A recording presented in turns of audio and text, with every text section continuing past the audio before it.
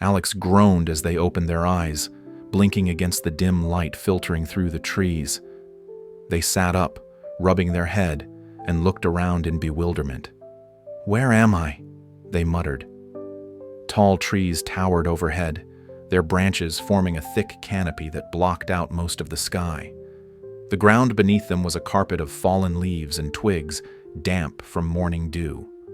There were no roads, no signs, no hum of distant traffic, just the endless stretch of wilderness. A cool breeze rustled the leaves, and somewhere far off a bird called out, its cry echoing faintly through the forest. A wave of panic surged through Alex as they patted their pockets, finding them empty. No phone, no wallet, not even a scrap of paper to hint at how they'd ended up here. Their mind raced with questions, but no answers came. Then, something caught their eye. A small, weathered backpack lying just a few feet away, half hidden among the roots of a gnarled tree. Crawling over, Alex unzipped it with trembling hands and peered inside. There was a water bottle, a couple of energy bars, a flashlight, and a folded piece of paper. Unfolding the paper, Alex discovered it was a map of the forest, hand-drawn with winding paths and landmarks sketched in black ink. A bold red X marked a spot labeled cabin, and beneath it, in hurried handwriting, was a note: "Find the cabin before sunset." Alex glanced up at the sky where the sun hung high but already hinted at its slow descent. Time was ticking, though they couldn't say how much was left. "Okay, I need to get moving," they said aloud, their voice sounding small against the vastness of the forest. Studying the map, Alex figured they needed to head north. Spotting a tall pine nearby, they decided to climb it for a better view. Gripping the rough bark, they hauled themselves up, branch by branch, until they broke through the canopy. From the top, they saw a shimmering river to the east, its waters glinting in the sunlight, and a jagged line of mountains to the west. The map suggested the cabin was near a lake, though it wasn't visible yet. It had to be somewhere beyond the river. Sliding back down, Alex set off toward the water, pushing through the underbrush. As they walked, a sudden rustling in the bushes made them freeze. "Hello, is anyone there?" they called, heart pounding. The forest answered with silence, save for the whisper of the wind. Shaking off a creeping sense of unease, Alex pressed on. When they reached the river, its swift current roared past, too wide and deep to wade through. Scanning the banks, Alex spotted a fallen log spanning the gap, its surface slick with moss. It looked unsteady, but there was no other way across. Taking a deep breath, they stepped onto the log, arms outstretched for balance. Halfway across, it wobbled violently, and Alex's stomach lurched. They paused, steadying themselves, and inched forward.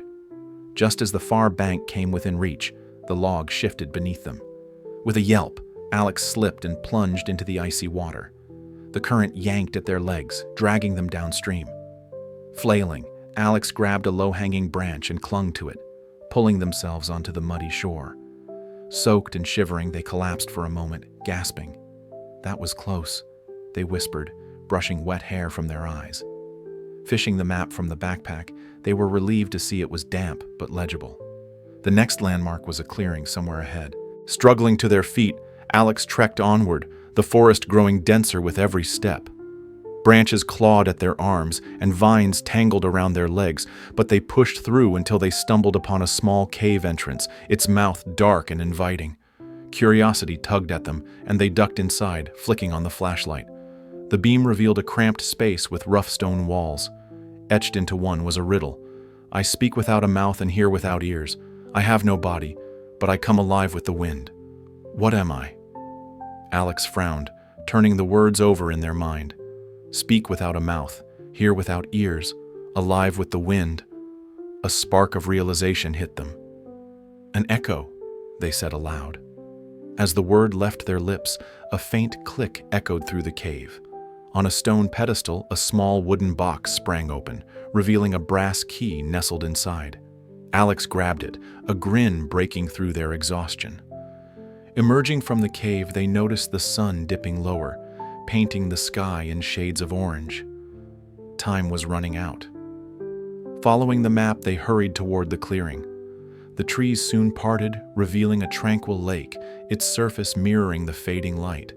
On its shore stood a small cabin, its wooden walls weathered but sturdy. Relief washed over Alex as they approached.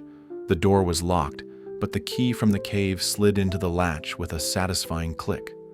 Stepping inside, they found a cozy room, a crackling fireplace, a soft bed, and a wooden table. On the table lay a note. Alex picked it up and read, "Congratulations, Alex.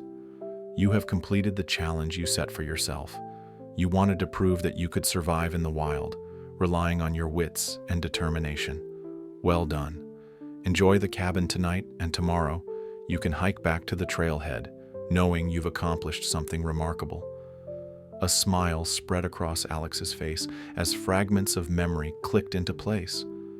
They recalled planning this adventure, parking their car at the trailhead, and setting out to test their limits. The confusion, the amnesia, it must have been a knock to the head or sheer exhaustion playing tricks on them. Now, standing in the cabin, a quiet pride swelled in their chest.